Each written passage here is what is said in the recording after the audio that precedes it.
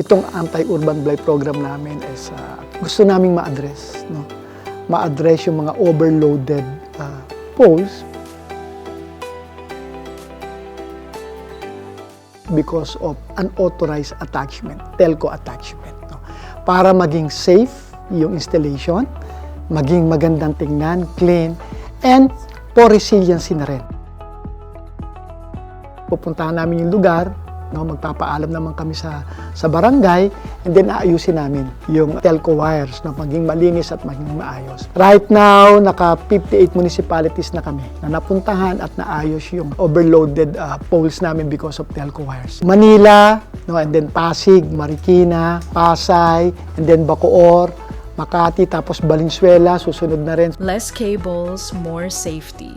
Sa tuloy-tuloy na linis poste program ng Meralco, bawat kalsada ay mas ligtas, mas matatag, at mas maganda.